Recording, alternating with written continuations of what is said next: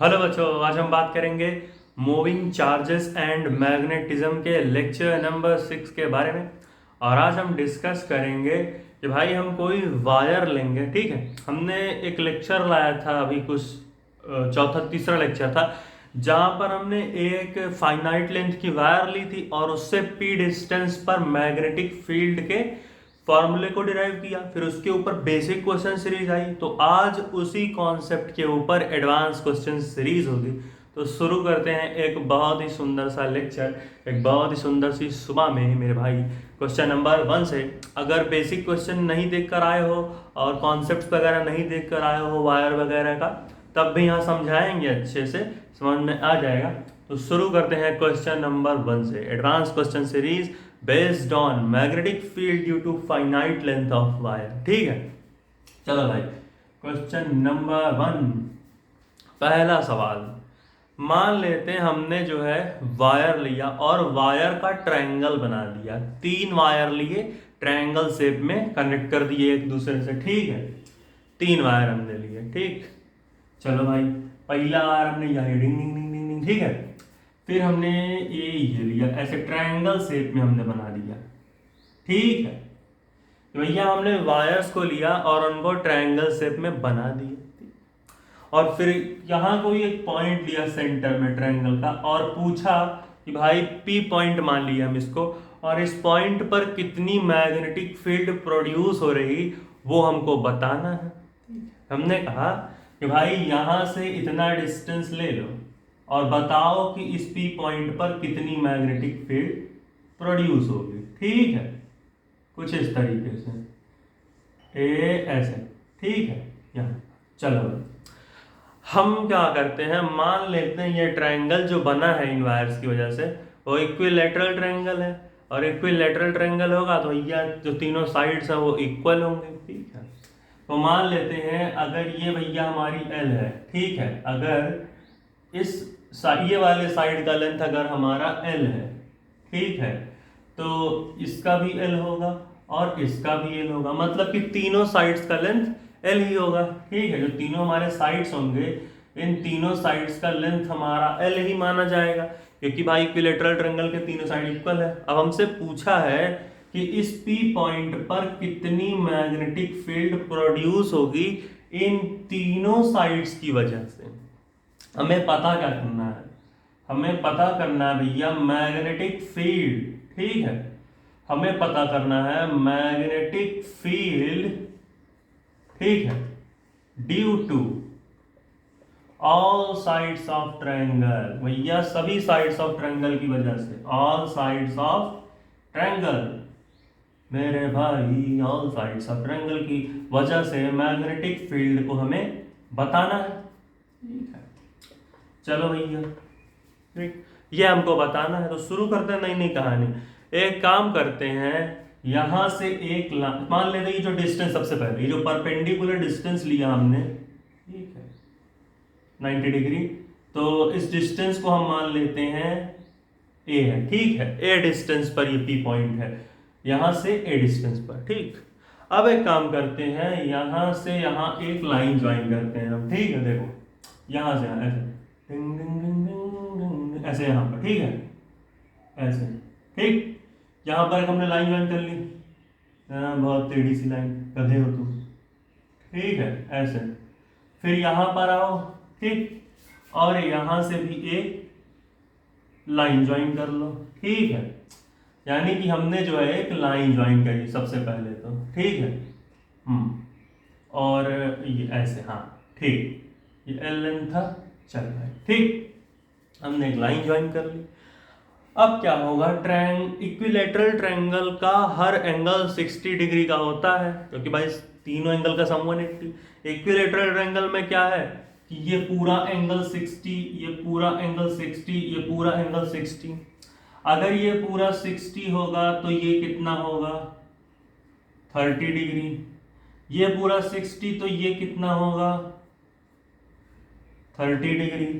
अब मेरे भाई अगर ये 30 डिग्री है और इधर से ये 90 डिग्री है, तो ये वाला अगर इस ट्रायंगल को खाली देखो, ये 30 डिग्री, ये 90 डिग्री, तो ये कितना बनेगा 90 माइनस अगर हम करना चाहें तो क्या हो जाएगा, ओवरऑल सम क्या होता है 180, तो अगर ये 90 हो गया, ये वाला ये 30 हो गया, ठीक है, तो 90 कितना होगा 120, ठीक है, और ओवरऑल सम कितना होता है ट्रायंगल का 180, तो 180 माइनस 180 में से इन दोनों एंगल के सम को घटा दो, तो 180 माइनस 30 प्लस 90 कितना होता है 120, तो वन एट सॉरी 180, हाँ जो हमारा ट्रायंगल होता है, ट्रायंगल के सारे एंगल का सम 180 डिग्री होता है, ठीक है।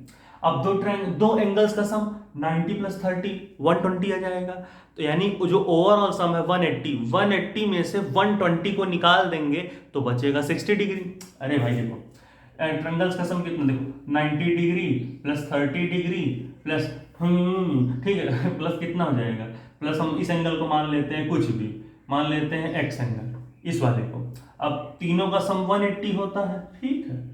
अब भाई 90 plus 30 120 plus angle x is equal to 180, अब एंगल x क्या हो जाएगा 180 minus 120 is equal to 60 degree, तो वही कहानी यहाँ भी हो जाएगी, यानी कि ये जो एंगल बचेगा यहाँ पर, ये कितना बचेगा, ये यहाँ पर आ जाएगा मेरे भाई 60 डिग्री, ठीक है।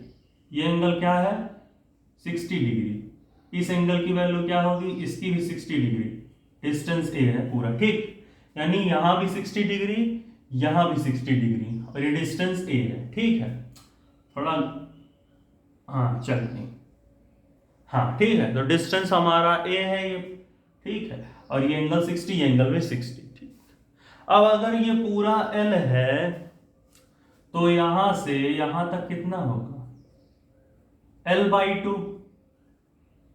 यहां से हाँ, यहां से यहां तक भैया क्या होगा L/2, यानी हमारा L/2 ही होगा, ठीक है।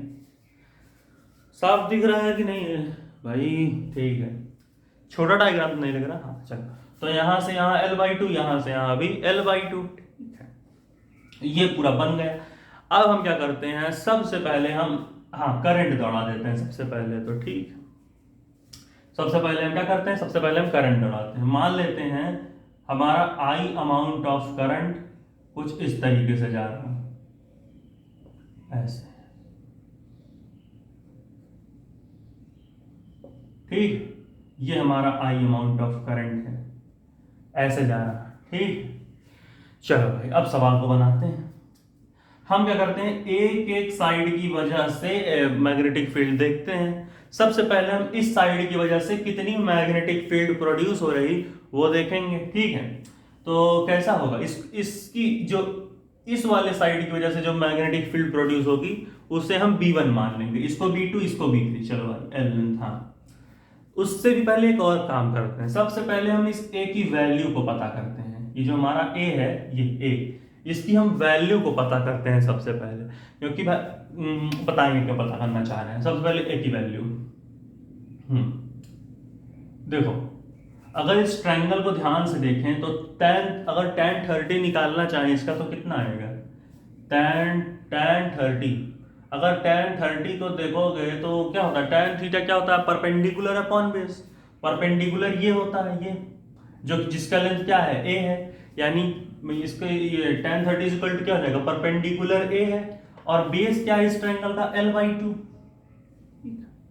तो यहां हो जाएगा L/2, यानी कि tan 30 क्या होता है 1/√3, तो a को इधर लेके आओ तो a इधर आ जाएगा, L/2 ऊपर भाग जाएगा, इनटू tan 30 क्या होता है 1/√3, तो 1/√3 की जगह सीधा यहाँ √3 लिखो, क्योंकि L इंटू 1 तो 1 हो जाए, L इंटू 1 तो L हो जाएगा, तो a की वैल्यू निकल के क्या आई L/2√3, L/2√3, सॉरी a की वैल्यू निकल कर आ गई L/2√3।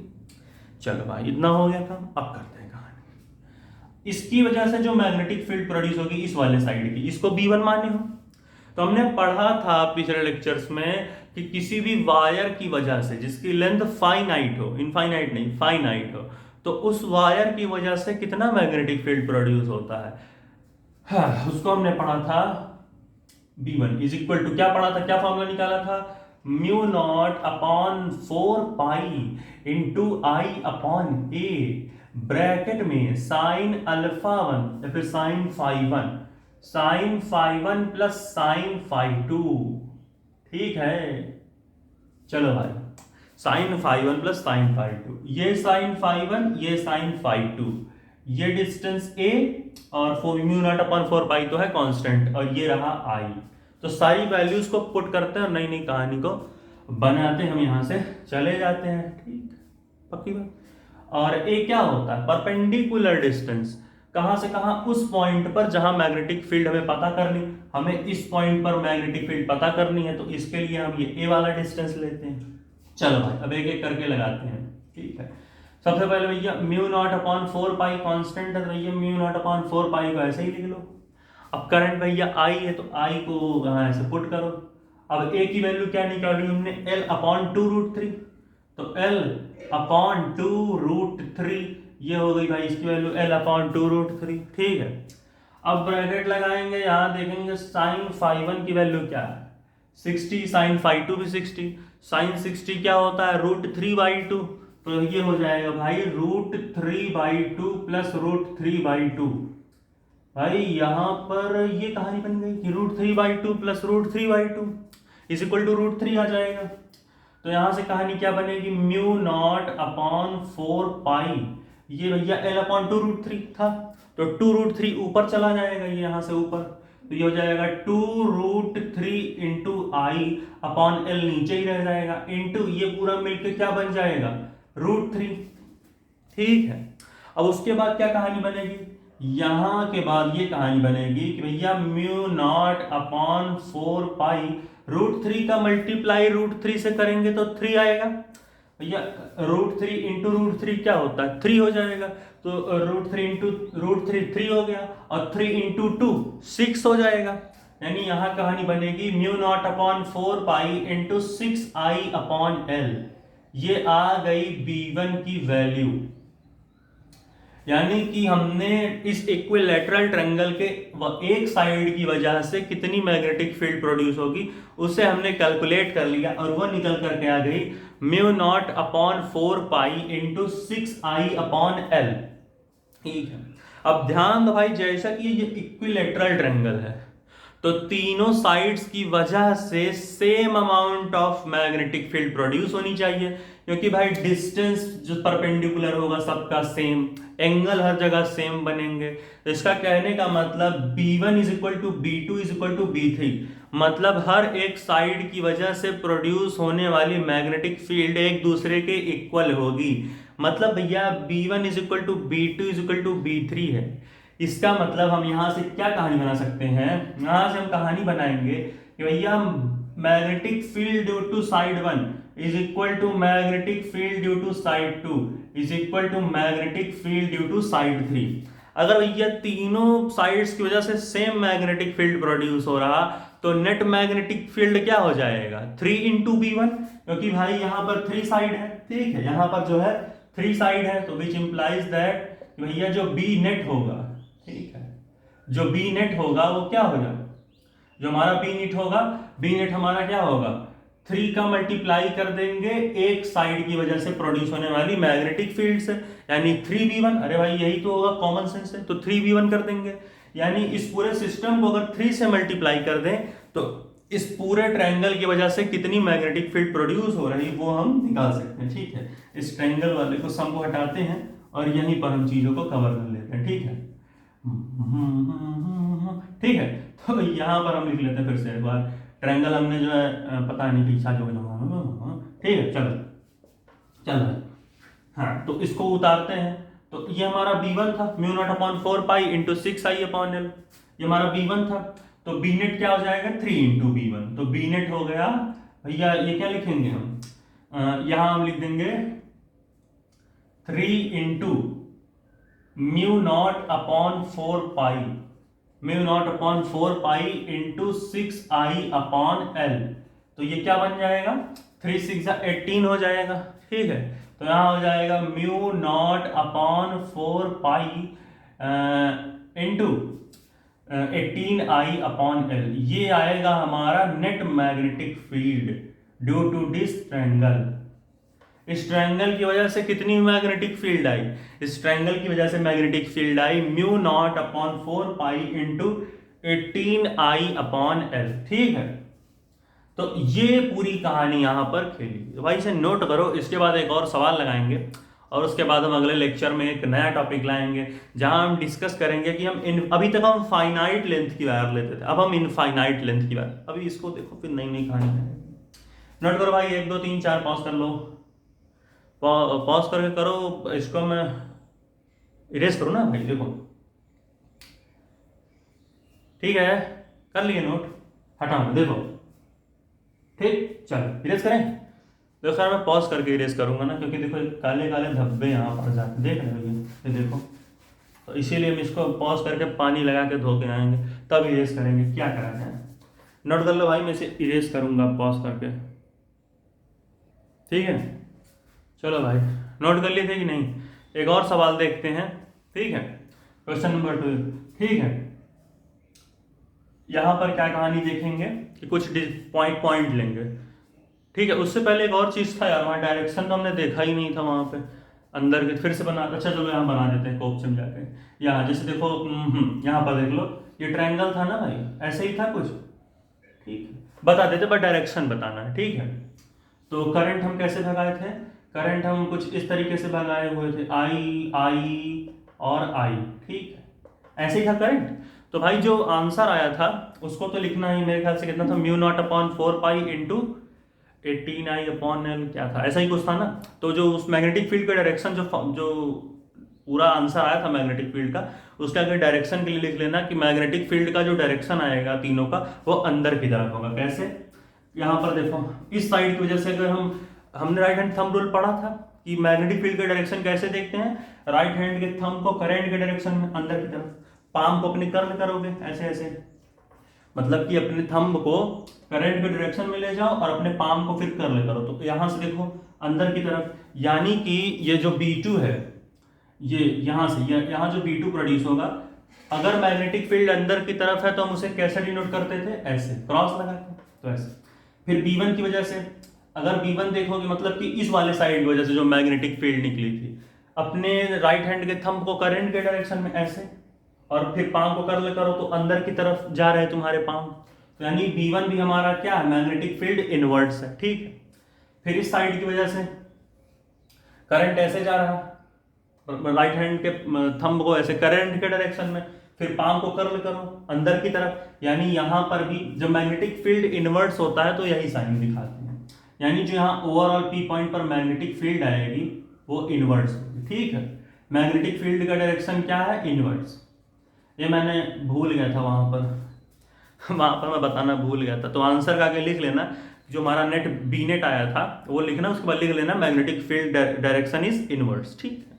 चलो देख लीजिए, हटा दो, चलो आओ, चलो देखो सवाल आपने, ठीक है।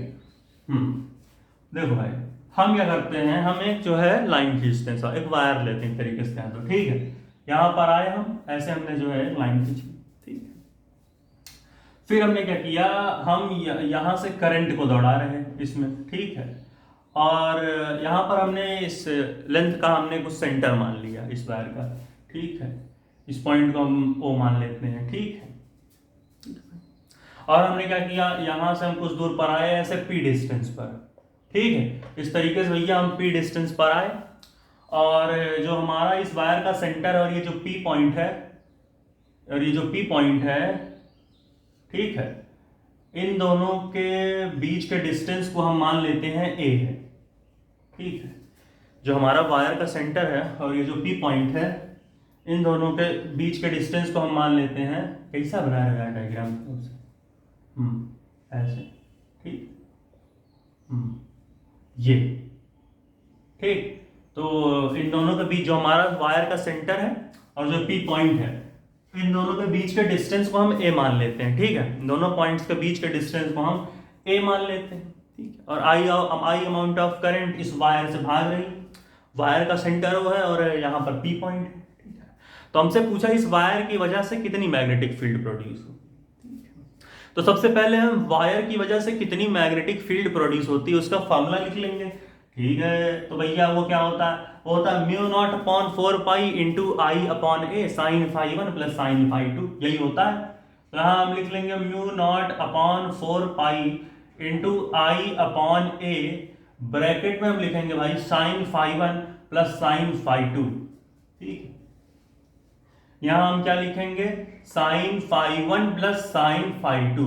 तो इस तरीके से भैया यही फॉर्मूला बन करके निकल कर आता है, म्यू नॉट अपॉन 4 पाई वगैरह वगैरह। ठीक है, आई अमाउंट ऑफ करंट जा रहा है, ए हमको गिवन है, ओ से पी तक के बीच का डिस्टेंस ही ए होता है। भाई ए क्या है कि जिस पॉइंट पर मैग्नेटिक फील्ड प्रोड्यूस हो रही वहां से वायर का परपेंडिकुलर डिस्टेंस, तो ये हो जाएगा ऐसे ऐसे ऐसे। ठीक, एक बार हम फाई 1 जो एंगल है यहां से लेंगे, एक बार फाई जो हमारा फाई 2 एंगल होगा उसे हम यहां से लेंगे। फाई 1 हमारा यहां से बनेगा, फाई 2 हमारा यहां से बनेगा, क्योंकि वायर के अलॉन्ग होना चाहिए, वायर के अलॉन्ग होना चाहिए मैं कहना चाह रहा हूं। ठीक है, तो अगर यहां पर देखो तो फाई 1 एंगल कितना बन रहा है, 0। भाई कोई एंगल ही नहीं बन रहा, एकदम स्ट्रेट लाइन, तो यहां पर एंगल क्या है, 0 डिग्री। फिर जब यहां से हम एंगल को लेंगे, यहां पर भी 0 डिग्री का एंगल बन रहा, यानी कि हमारा sine 0 degree, sine 0 plus sine 0 is equal to 0, क्योंकि भाई साइन 0 की वैल्यू 0 होती है। ठीक है, और ये तो हमको पता है, आई हमको गिवन है mu nought 4 upon 4 pi constant, तो mu not upon 4 pi into I upon a, फिर यहां हम लिखेंगे sine 0 plus sine 0 degree plus sine 0 degree, फिर साइन 0 लेने देते हैं। भाई साइन 0 क्या होता है, साइन 0 का वैल्यू 0 होता है, यानी यहां हो जाएगा 0, तो mu not upon 4 pi into I upon a into 0 is equal to 0, यानी जो हमारी मैग्नेटिक फील्ड आई, ध्यान से देखो भाई, कहने का मतलब समझ सकते हो, किसी स्ट्रेट वायर की वजह से अगर हम मैग्नेटिक फील्ड निकाल रहे हैं और वायर के अलोंग ही अगर निकाल रहे हैं, तो वहां जो होता है किसी भी तरीके का मैग्नेटिक फील्ड प्रोड्यूस नहीं होता, क्योंकि भाई जब वायर पहले वायर स्ट्रेट लो कोई दिक्कत नहीं, लेकिन अब भाई तुम वायर के डायरेक्शन में ही कोई पॉइंट, जैसे मान लो ये वायर है, ठीक है सर, ये मार्कर है वैसे तो, ठीक है, तो भाई ये मान लो ये वायर है, ठीक है, अब वायर के डायरेक्शन में यानी वायर के अलोंग, वैसे मान लो ये वायर है तो यहां पर एकदम अलोंग, अब इसके अलोंग में तुम जाके कोई पॉइंट लोगे और पूछोगे सर बताओ मैग्नेटिक फील्ड कितना होगा, एंगल तो बन नहीं रहा, तो मैग्नेटिक फील्ड 0 हो जाएगा। जैसे मान लो यहां पर जैसे कोई एक वायर है, ठीक है, हाँ जैसे मान लेते यहाँ पर कोई एक वायर है, ठीक है, अब इसमें तुम भाई आई अमाउंट ऑफ करंट दौड़ा रहे और यहाँ पर पी पॉइंट ले लिए, यहाँ से कुछ डिस्टेंस ले लिए अलोंग में, वायर के अलोंग भी, अब कह रहे हो कि भैया बताओ कितना amount of magnetic field produce होगा, तो यार देखो हमने एक फॉर्मूला पढ़ा था, क्या पढ़ा था, बायोट-सावर्ट लॉ में पढ़ा था कि म्यू नॉट अपॉन 4 पाई किसी वायर की वजह से, ठीक है, I dl sine theta upon r square, ये पढ़ा था, ये स्केलर फॉर्म में होता था कि dl sine theta upon r square, ठीक है, और एक हमने वेक्टर फॉर्म में पढ़ा था, वेक्टर फॉर्म में क्या पढ़ा था, वेक्टर फॉर्म में पढ़ा था mu not upon 4 pi into I dl sine I dl cross vector dl cross vector r, ठीक है, हाँ ठीक है, अपॉन क्या था, mu not upon 4 pi into I vector dl cross vector r. फिर ये काम करते हैं ना, इसी से हो जाएगा, इसकी जरूरत नहीं पड़ेगी, ठीक, मुझे लगता है भाई इसी से हो जाएगा, जरूरत पड़ने वाली है नहीं इसकी, ठीक है, तो हाँ रहने इससे हो जाएगा। तो ये था, देखो यार अगर ध्यान से देखो, जो हमारा ये मान लेते हैं डीएल क्या होता है कि वायर पे ही कोई छोटा सा एलिमेंट काटना, तो मान लेते हैं हमने यहाँ एक एलिमेंट काटा डीएल, ठीक है, डीएल काट लिया, ठीक है, जो वेक्टर फॉर्म में हम लिखते थे फॉर्मूला वो क्या होता था, वहां पर डीएल क्रॉस आर भी आता था बी में, तो यहां पर भाई तुम्हारी आर की जो वैल्यू है वो 1 के बराबर ही मानी जाएगी, ठीक है, तो ये हमेशा क्या जा रहा है, ये हमेशा क्रॉस प्रोडक्ट हमेशा 0 के बराबर आ जा रहा है। और फिर दूसरी भाषा में देखो कि डीएल साइन थीटा, तो डीएल और साइन थीटा की जगह क्या रखोगे, साइन 0 हो जाएगा पूरा, तो ये भी पूरा खत्म होकर 0 बन जाता है, तो इसी वजह से क्या होता है, इसीलिए मैग्नेटिक फील्ड हमेशा 0 बनकर करते, भाई डीएल तो काटोगे और साइन का एंगल हमेशा 0 डिग्री, तो ये डीएल साइन थीटा 0 बन जाता है, ठीक है, या फिर डीएल क्रॉस आर जो क्रॉस प्रोडक्ट आता है वो हमेशा 0 के बराबर हो जाता है, क्योंकि भाई सेम डायरेक्शन में है, तो अब डीएल क्रॉस आर जो बनाओगे तो भाई इसका मतलब जो डीएल का डायरेक्शन है, जो वेक्टर डीएल है उसका भी डायरेक्शन मान लो इधर है, तो तुम्हारे वेक्टर आर का भी डायरेक्शन इधर। अब भाई जब डायरेक्शन ही दोनों वेक्टर्स का सेम कर दे रहे हो तो फिर कह सकते हो कि जीरो आ जाता है। जो क्रॉस प्रोडक्ट होता है vector dl cross vector r का, वो जीरो के बराबर आ जाता है समथिंग ना। तो इसलिए हम जो है इतनी कहानी को बनाते हैं। तो इसकी वजह से जो मैग्नेटिक फील्ड होती है वो जीरो हो जाता है। अब ये डीएल, अब तुम्हारा साइन भी जीरो है, यहाँ भी जीरो, यहाँ भी जीरो, तो इसी यही वजह है कि भैया यहाँ भी 0 डिग्री बन जा रही है, यहाँ भी 0 डिग्री। अब तुम इसी डायरेक्शन में मैग्नेटिक फील्ड पूछ रहे हैं, तो भाई हमारा जाहिर सी बात है कि जो मैग्नेटिक फील्ड होता है, देखो कोई एलिमेंट काटे डीएल, ठीक है, अब मान लो वेक्टर आर है, सबका डायरेक्शन सिर्फ तो भाई जीरो हो जाता है ना कहानी। तो इसलिए हम यहाँ पर इसको पूरी कहानी बनाते हैं। तो अगर तुम भाई सेम डायरेक्शन में मैग्नेटिक फील्ड देखना चाहोगे किसी वायर की वजह से, तो मैग्नेटिक फील्ड जीरो ही बनेगी, ठीक है। तो एक बार इसे नोट करो, हम लोग फिर जो है आगे देखते हैं, ठीक है। हो गया नोट, पक्का? चलो भाई, तो यहाँ पर इस लेक्चर को ख़त्म करते हैं। अब इसके बाद हम एक नया लेक्चर लाएंगे जहाँ हम डिस्कस करेंगे मैग्नेटिक फील्ड, ठीक है।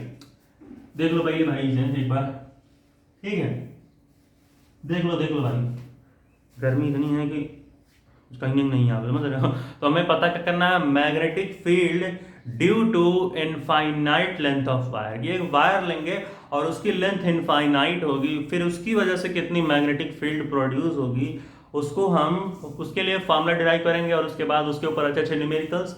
और तब तक के लिए पढ़ाई करते रहें। All the very best. चल भाई।